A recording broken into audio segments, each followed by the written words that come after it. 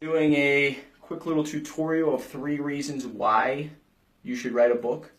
Let's see if this works here for you. I have a dual setup here with the computer and with the phone, so if this does work out, it would be phenomenal. If you have any questions, just comment it down below. We're trying a couple different things out here this week, so bear with us. New backdrop, you excited about that? So yes, I do have everything running, it looks like. What we're going to be going over today is something I love to talk about, 3 reasons why you should write a book. Number 1, it's great for my business because that's what I do. I help entrepreneurs write books, and then I teach them how to use it as a marketing tool so they can get credibility, get attention, get clients, get speaking gigs, and use whatever they know, whatever they went through, to help them make money. Rather than get paid by someone else, they use their own abilities, put it in a book, and use the book to make them money indirectly. Some of the books we've worked with, Jimmy Bluff, check this guy out. He's out in California, works for some big names. James Gurick, Cedric Penn, bunch of other names here. A couple other books here, Focus Driven Lifestyle. And here's my book, DreamStarter, Startup Business Guide for the Die-Hard Entrepreneur. 3 reasons why you should write a book. Number 1,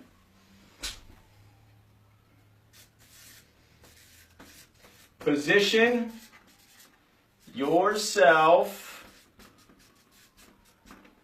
as expert.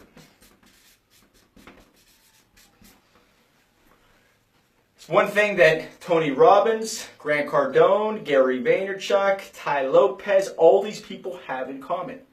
They all have written books. Brian Tracy, Bob Proctor, Jim Rohn, everybody. All of these people have written books. And why is that? It's because they understand how the audience thinks and they understand how the media works. People will not hire other people to get on their TV shows or put themselves in the newspaper or be a part of radio stations until they're credible. People who are credible go further. Credibility instantly comes from a book. And once you have credibility, people come to you rather than you go to them. And therefore you can use your book as a credibility builder so you can start getting attention, clients, speaking gigs, clientele. So the number one reason that you want to write a book is to add credibility to your brand, to your name. See if there's anybody. What's up, Benny? Thanks, man. I see you. Yeah, as an expert. I'm just seeing those comments come in now. Exactly. You just want to become the expert. Now, people who write books, now think about this guy. This guy's in Indiana, I believe. I never meet my clients face to face. It's usually through a computer. But this guy right here, if you're going to be going to somebody who's going to help you get motivated, who's going to help you to, stay focused, who are you going to go to? Are you going to go to that guy who is online and that's all he does is talk about it being, that's what he does? Or are you going to go to the guy who's online but also wrote the book on how to stay focused? I'll take that one step further. Who are you going to go to? Door number 1, the guy who talks about it online, maybe blogs about it. Door number 2, the guy who wrote a book. Or door number 3, the guy who does the online, wrote a book, and became a best-selling author. Who are you going to go to? And that's easy. You're going to go to the best-selling author. When you build up your credibility to a high level, people don't even question you anymore. You look at Grant Cardone, you look at some of these names out there who probably went through pure hell in their very beginning years. Pure hell, trying to convince other people that they're great at what they do. And I believe he wrote his first book, I think 2008. Nobody ever heard of him still in the United States. People still don't know him in some parts of the world, but it took him that many years to actually show the world that he is credible what he does. And it really did start with a book. He was out there doing all kinds of different things, but once he became a best-selling author, people started latching on and seeing what he had to say. And that's whenever he was able to convince people he was who he said he was. Number one, see what else. Thanks a lot, Ben. I appreciate it, man. See if there's anybody else. Anybody have any questions whatsoever? Just write it down below. We're trying a bunch of different little techniques out, new things for next week. And I don't see anybody commenting on the backdrop, by the way, which is sweet and amazing. All right, number two. I'll save the paper. Number two reason why you want to use your story and become an author, and maybe even a best-selling author if you go through us, is to use your story as competitive advantage.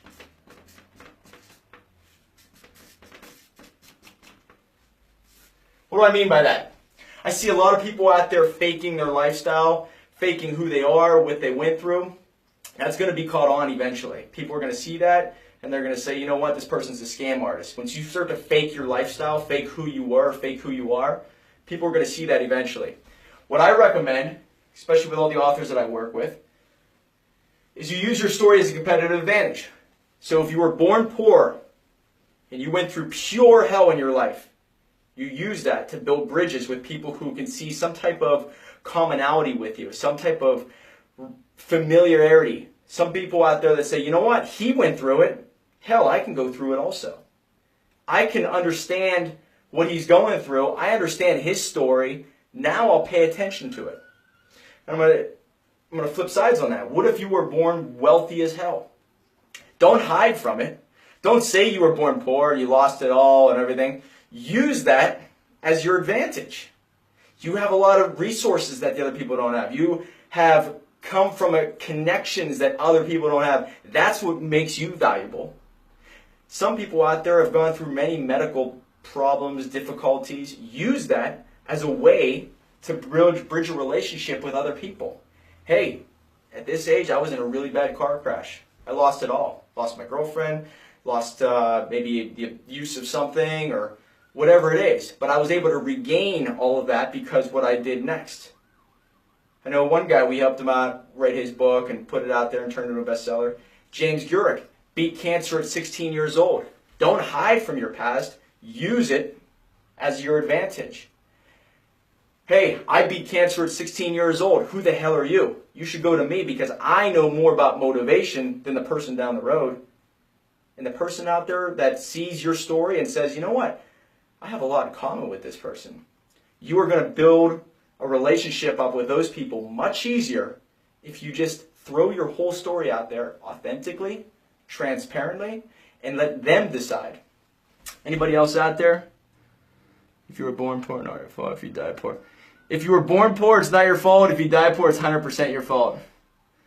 Jacqueline, I like that. I think Bill Gates or somebody says that, right? Somebody out there really big said that. Pretty popular. Anyway, regardless of what you went through in your life, your story could be put in a light that could be your competitive advantage. You know, I want to deal with people who have a similar story as mine. Grew up in Pittsburgh, Pennsylvania. My dad's a heating and air conditioner fixer-upper, can fix anything mechanical, that type of guy. My mom, stay-at-home mom. You know, we didn't have a lot of money growing up, but I was able to go to Duquesne University. We were able to live, you know, comfortably and, you know, grew up middle class. And what I realized is that, you know, there are a lot of people out there who have very similar stories to mine, and they respect that.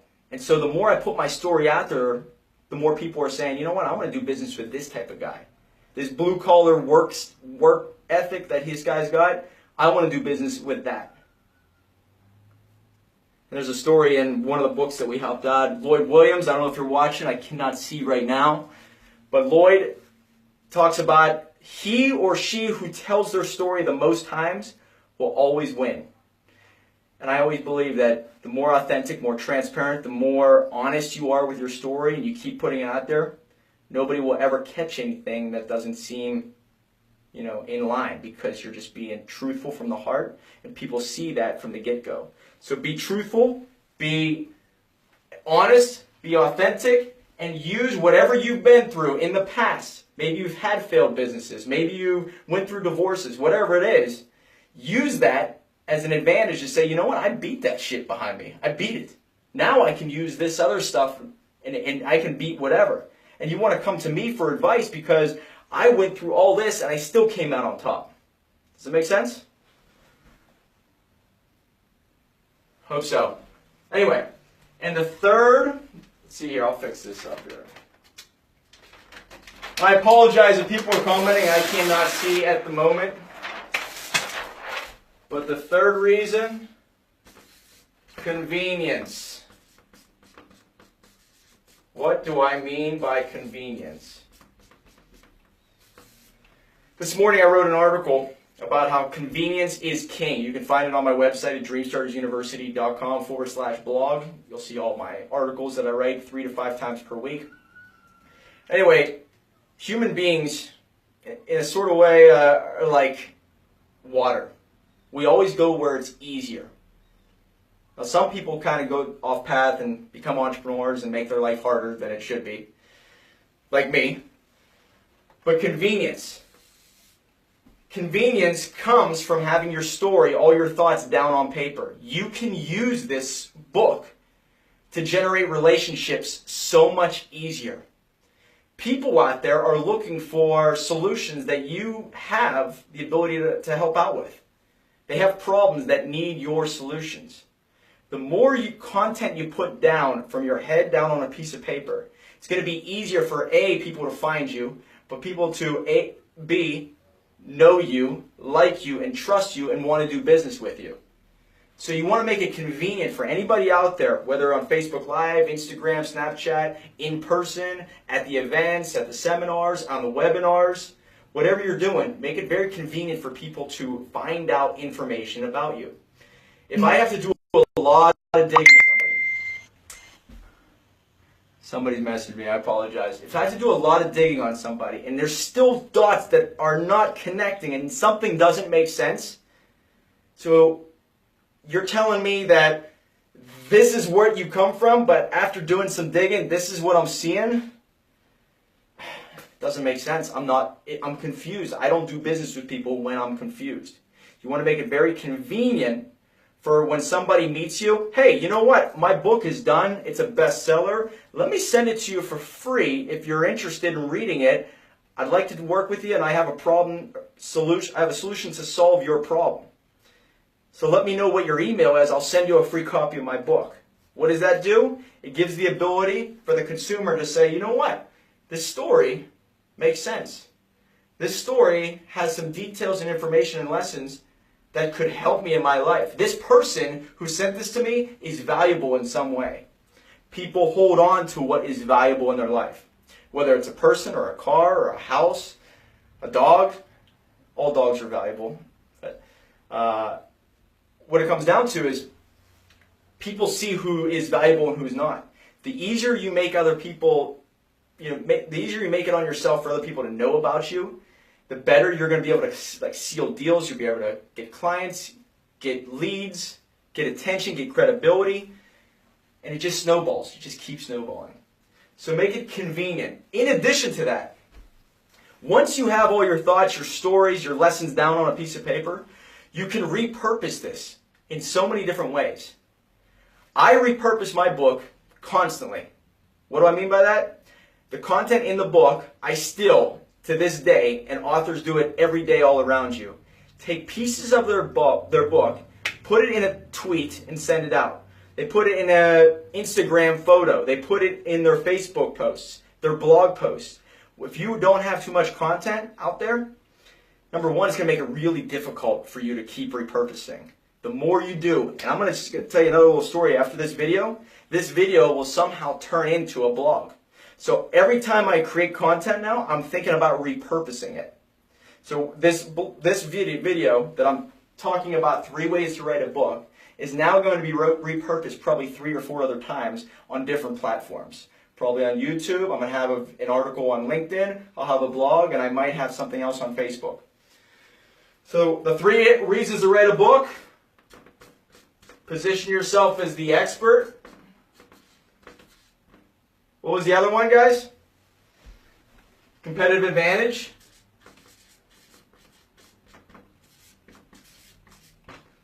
And the 3rd reason, convenience.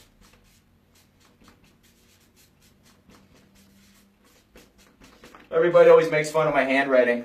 I've hated handwriting since high school, and now, since I do all my typing, I really barely ever write, so I apologize for this. Anyway, you're out there and you have a service, you have something to offer the world, you have maybe a business that needs attention, needs credibility, whether it's going to be through us or somebody else or on your own. You could self-publish, which I still recommend self-publishing. Our DreamStarters University package has tools that are available for self-publishing. But what you do with that book, that story, that trophy, I talk about a book as sort of like a trophy. Let me show you another one here. Here's another book I'm reading here, Power of Storytelling. You should check it out. It's amazing. But that book is like a trophy. The more trophies you have on your wall, the more people are going to pay attention to you. The more diplomas that you're able to show people at a consultation, diplomas, books, trophies, all that's going to help you. And that takes time, obviously. It doesn't happen overnight. Now, whenever I got into creating a business, I didn't think of it as a 2, 3, or 5-year plan. I think of it as a lifelong plan. And my ideas are all about creating books every year, every 2 years. Because when that book, and I'm telling you, my book didn't come out more than 2 years ago. That book has changed my life. And that's why I show people how to use the book to get to that next level, to have something, to get on Facebook Live with very little preparation and just kind of go, because you've written about it, you've thought about it, you've talked about it for months or maybe even years. And so when you're out there and you have a system or you have some type of software package or a product and you're trying to get out there in front of a lot of people, put it down on paper, use the systems that are available, turn it into a bestseller. We can help you out with that. Sure, there's other marketing companies that can help you out with it. Turn it into a bestseller and use that and leverage that every day, every minute, every hour in order to get attention. Whether it's going to be 5 people one day, whether it's 20 people the next day, whatever it is, use it to your advantage. The greatest entrepreneurs are the most resourceful.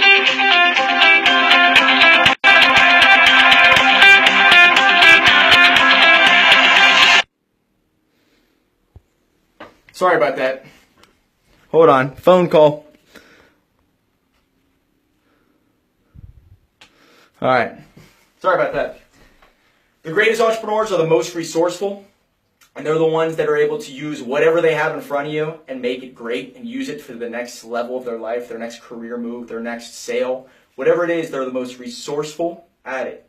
And so a book, if you're very resourceful, and I show people how to use it in a way that doesn't cost you any money. Now, I'm against monthly fees and everything, and that's why I show people how to use a book without spending a ton of money on advertising. You still could, but the book is really just a lead generator, and you use it in a smart way. You can use it as a way to generate leads to close deals very cost effectively. If you have any questions, reach out to me, DreamStartersUniversity.com. My name's Mike Fallat. Check out, I'm going to be doing these more and more. We'll try to keep getting these down a little bit more fine-tuned every day. Try to do 3 or 4 every week. And hopefully I bring you a lot of content on either A, creating your book, or using it as a marketing tool to get further in your life.